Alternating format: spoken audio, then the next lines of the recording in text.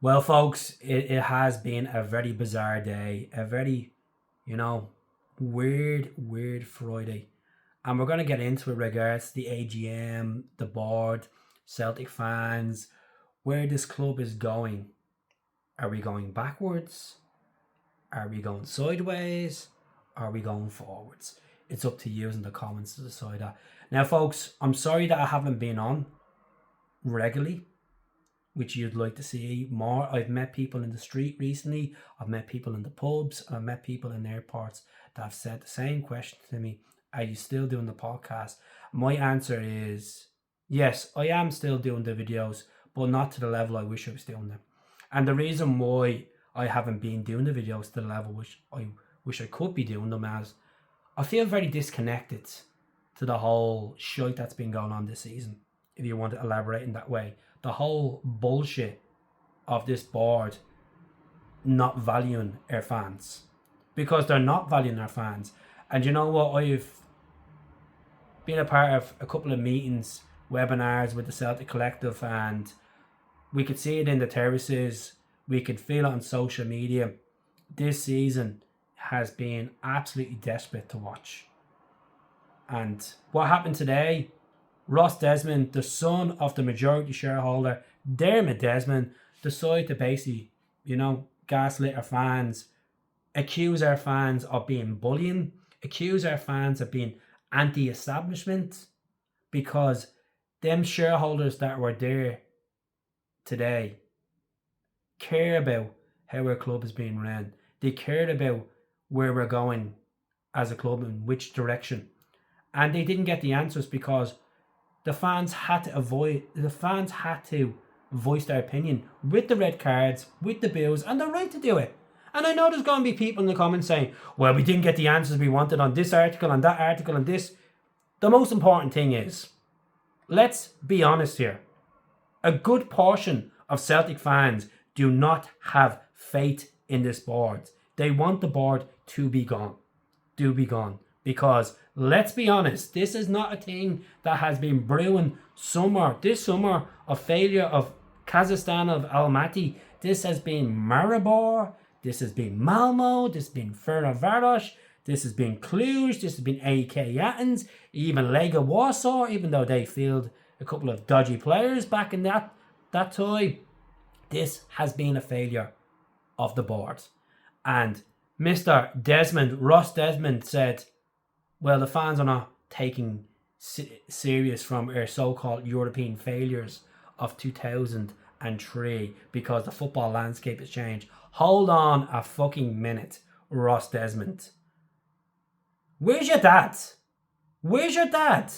Where's this mafia boss that puts out these statements calling the big shots of Brendan Rodgers resigning, him going down to Brendan Rodgers' house and having this 3.5 hour chat with Brendan Rodgers, and Rodgers has no evidence to say he was not backed?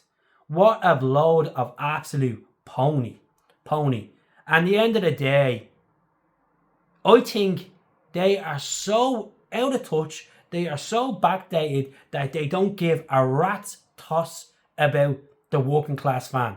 The fan that pays this board their wages. The fan that pays their season tickets, their merch, that goes to all the games. The fans that buy these shares.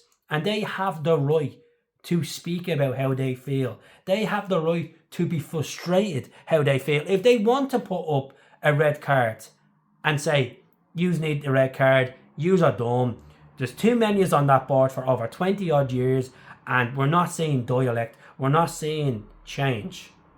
This has been going on since the start of September with the Celtic board, with the Celtic Collective. And I fully stand by the Celtic Collective because they've done some phenomenal work, and everyone that's a part of it, they're putting it out there to Celtic fans to say, wake up, smell the coffee, yous are on the ride and yous are not getting your money's worth because this board do not give a rat's toss about you.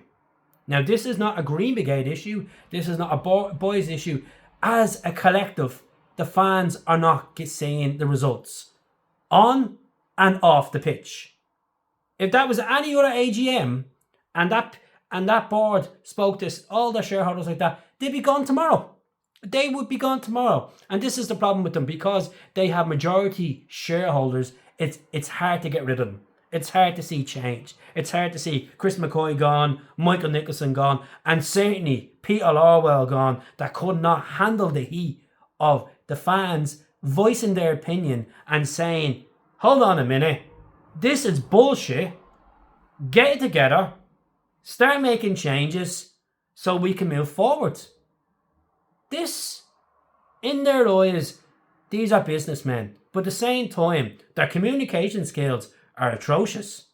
They look down on the fans like piece of dirt.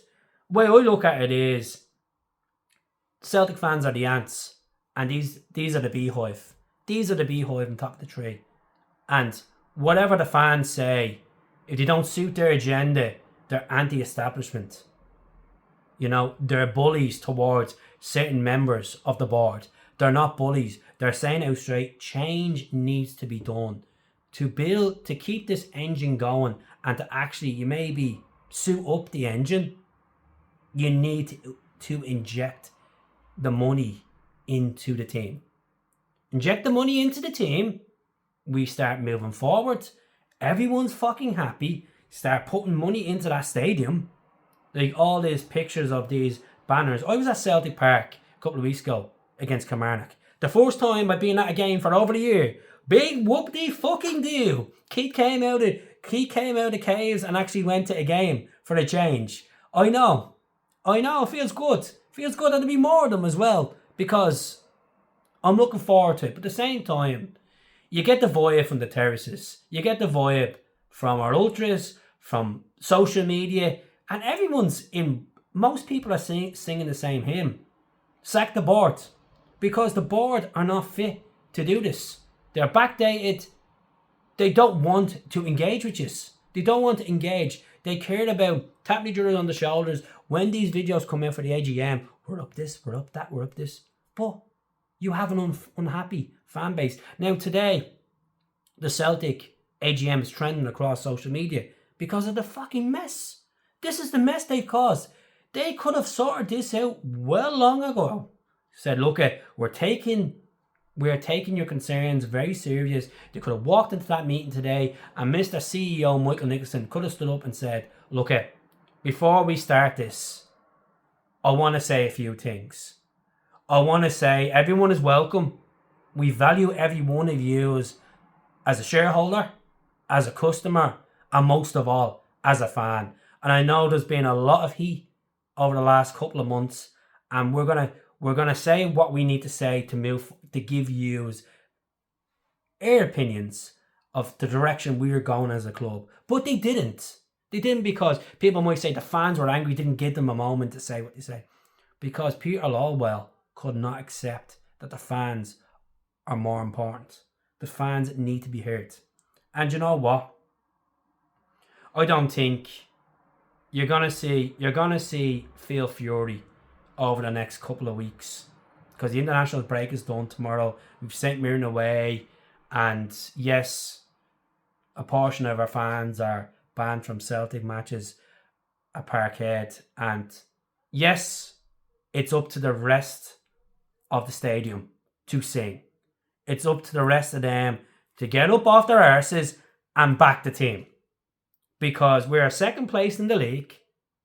And has it affected the team? Yes, it has affected the team. From Brendan to the board crap. Look, Brendan's out the door, and let's be honest, his head wasn't in it from the summer. Was he backed? No, he wasn't backed. He wasn't backed. And look, it's been quite refreshing with Martin coming back in the door and getting them wins, and against Kilmarnock, against Rangers, against Falkirk. It was quite refreshing, but they done it to calm the mood down. Because if that was just Sean Maloney on his own, let's be honest, we wouldn't be fucking happy. And no disrespect to Sean, because Sean's trying to build his career in a coaching capacity. Didn't really work out for him at Hibs. He had a stint at Belgium with Martinez, but we are still sitting here after Rodgers has been sacked and without a manager. We've been linked with Kieran McKenna, Wilfred Nancy, Knutson, all these type of names. And yes, Martin O'Neill hinted today that there's progress in the background and should be something happening soon. I just feel like my personal honest opinion on the whole thing is the board are too scroungy, and I feel like they're profiting from this, but the team are not getting the injection.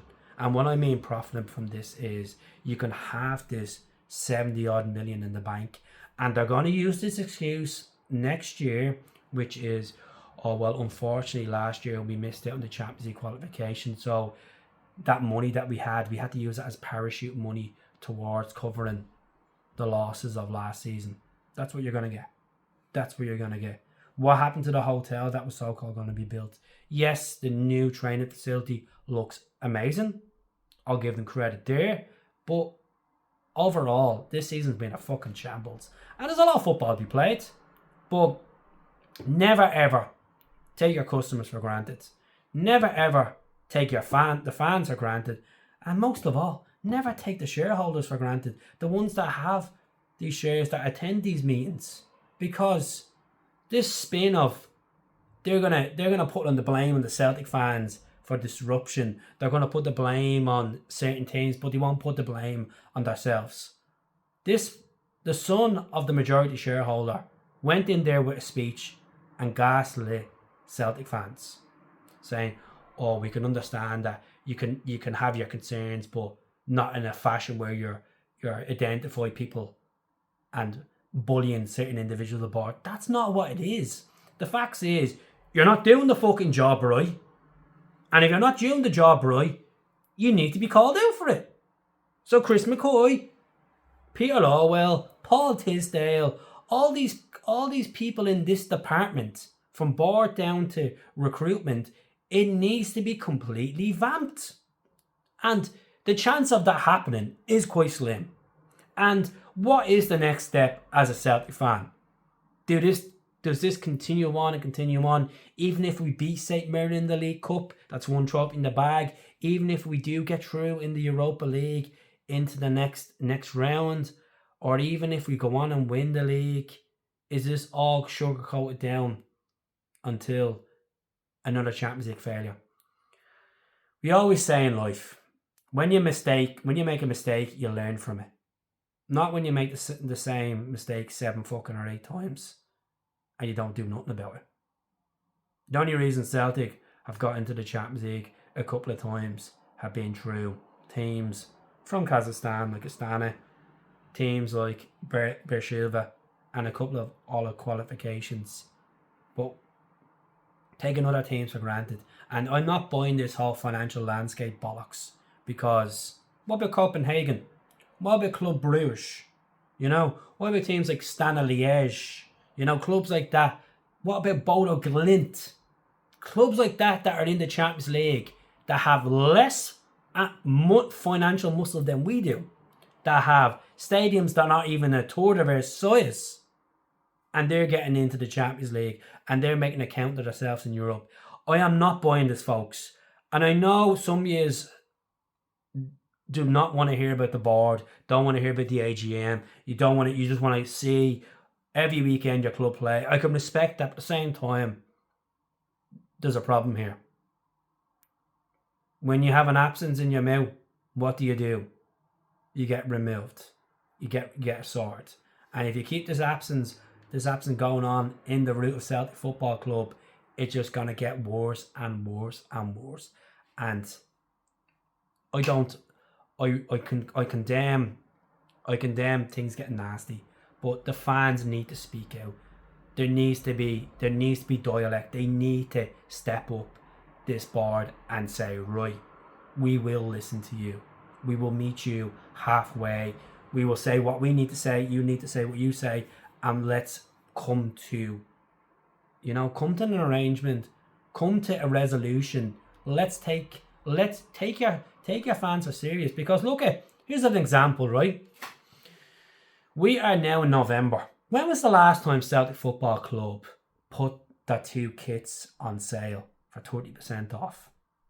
Usually do that around March or April.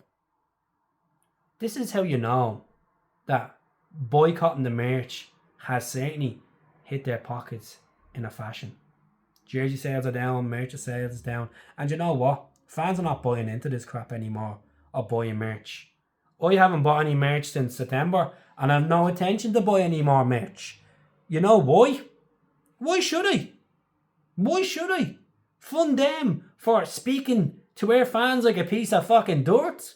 Not recognising their fans as a good paid customer. Nah, definitely not. So that's my opinion on the whole thing. Yes, I'm not a shareholder. Yes, I wasn't there. Yes, I'm not a season ticket holder. But fuck me, folks. I care about this club as much as you do. And me, you go over my videos. Is it me ranting about the boards? 100% it is. Is it me being disappointed in the Champions League not getting in there? 100% it is. And I'm trying to think of the positives. I'm trying to think of, right, maybe a new manager will come in and there will be a reset. But yeah, there'll be a reset on the training pitch, but there won't be a reset in the philosophy and the ambition from the so-called board to actually invest in this team. And we're not asking for 70 million to be spent in a fucking summer. We're asking for, you know what, take it serious. You're making 25 million off a player, but you're only fucking throwing 3 million back into fold. Nicholas Kuhn, you sell him for 17 million to come on, and you replace him with a guy for 600k. And look, you could say it's a good bit of business for getting someone in for 600k that has contributed goals so far for Celtic, you know, but you need to get a like for like. You need to be ambitious and get someone for 5 or 6 million and show you're actually serious about this, because they may claim they're football fans sitting in that table with the suits on. Show your football fans. Take the business mask off and show you actually care about this team. So folks, I'm going to leave it there. 17 minutes of me being passionate and telling you how I am. And I'm hoping to be back in the next couple of days for the video. I won't be back for